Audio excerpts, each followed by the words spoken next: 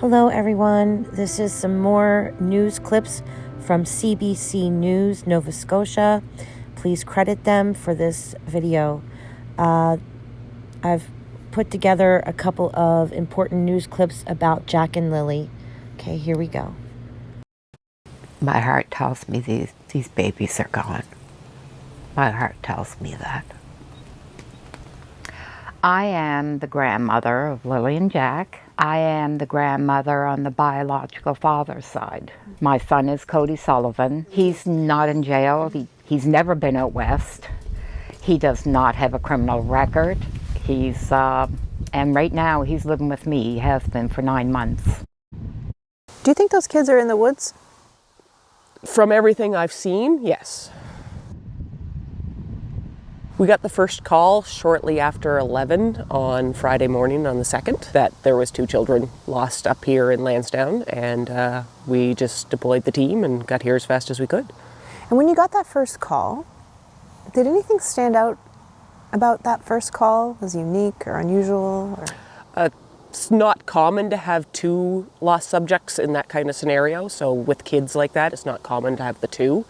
It's not uncommon, so a pair of hikers is overdue or something like that, but with kids it is a little uncommon to have 2 gone missing. Have you found anything? The only thing that we had was the boot prints that everybody, and we still cannot 100% say that they belong to the children, but that was pretty much the only thing that we had. You think they're in the woods? I have not been told anything to lead me to any other conclusion at this point. Why can't you find them? They're small, they'd be hiding.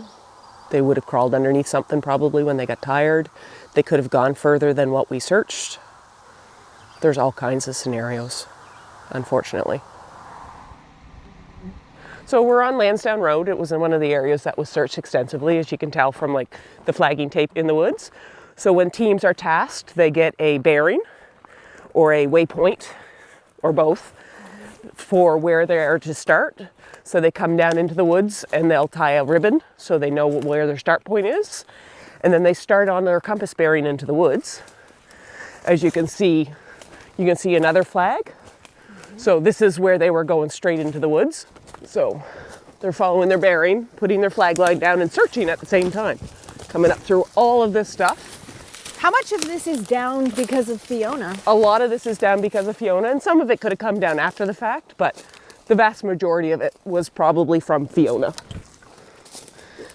So grid searching comes in different types. So we have type 1, type 2, and type 3. A type 1 is fairly open. So if we're looking more for signs of travel or say larger objects, so if we know they have a backpack or something like that, we can space people out, 10, 20 meters apart. And especially if we think somebody's going to be responsive, so they're going to talk to us when they're calling to us, we'll do open. We were doing closed grid or type 2, so teams were very close together because we were expecting children to be hiding. A lot of children that age range will hide. So if we're 20 meters apart in some of these woods, you can't see 2 feet away from you. Like there would be places where teams would be almost able to touch their fingertips together and they couldn't actually see each other through the bushes. It's that thick in places. So how does this compare to what your teams have been dealing with? This is actually fairly mild compared to some of the areas. Mild? It looks like such a mess. It does look like a mess, and you got the thorn bushes and the deadfalls, but there's places that are actually a lot worse. But there are places that are a little bit better as well. Mm-hmm. But what would be worse? A lot more deadfall. You can get places where it's just deadfall on top of deadfall on top of deadfall, and you literally have to crawl underneath of it or climb over top of it. You were also saying, though, to the general public, don't come help us. Why did you say that? We don't want the general public in the area because we use a lot of very specialized assets like canines that are looking for the freshest human scent they can find. So if we have somebody from the public go through an area and we don't know, but we were deliberately waiting to send a canine into that area, that canine could get on the track from that person, and then we've just wasted that resource because once that dog's probably done its track, they're probably exhausted and can't go out and do anything else. And same as drones, if we're flying a drone over the area and we get a heat signature from somebody in an area and we can't identify who or what it is, then we have to send GSAR resources in or police resources to confirm who that is. And in the same breath, a lot of it comes down to training. So our people are trained to look for the little things, the footprints, the pieces of clothing that are discarded, the broken branches, the spots where somebody might have crawled in underneath something and had a nap or something like that. So they're very clue sensitive is what we call it. They're clue finders. So we're not just looking for the two children, we're looking for all the evidence of them going through the area, which is a big part of what we do. So when the boot print was found, we told the team just to send us the coordinates. We got a picture. Yeah, it looks like a children's rubber boot print, which is what we were looking for. Conversed with the incident commander. Yeah, we're going to send. We sent an RCMP K9 in first. Then we sent human tracking teams, so like man trackers. So we have some members that have been trained to do tracking themselves. We sent them in and we did some grid searching in the area to see, just to follow up.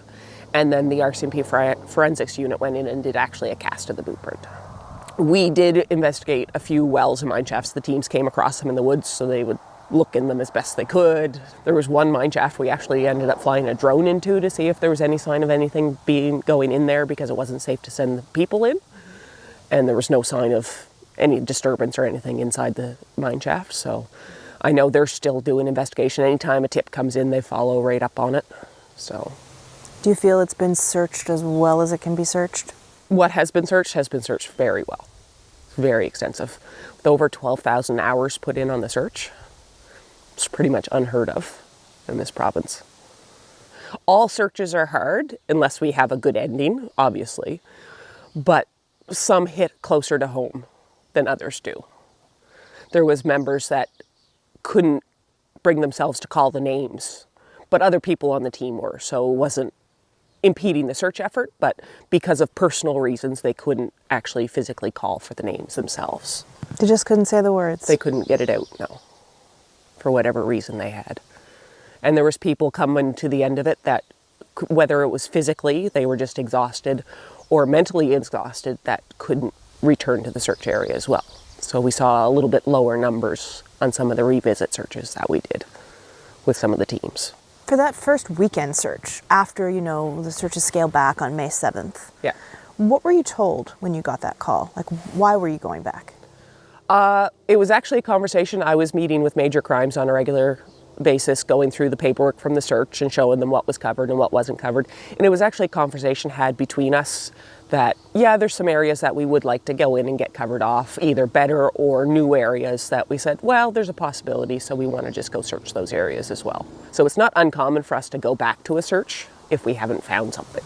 What prompted then the second weekend search? Basically the same thing, just more areas that we really wanted to see get covered and just expand out on what we had done. So just to be clear, it was not as a result of the new information? It was not, no. I think it gave some people in the public hope. Yes. Like, oh, maybe they found something there in that area they're looking. Yeah. It wasn't that. It was not. So it was just that we wanted to extend out our search area and cover off areas. Most of these people, they're all volunteers. They just want to find the kids and bring them home. So they're more than willing to keep coming back and keep searching. Unfortunately, at this point, unless something comes up, we're probably not going to be back. But that being said, somebody could find something that brings us back. Children just bring out the best in people when we're in a situation like this. Everybody just wants to come and do everything they can.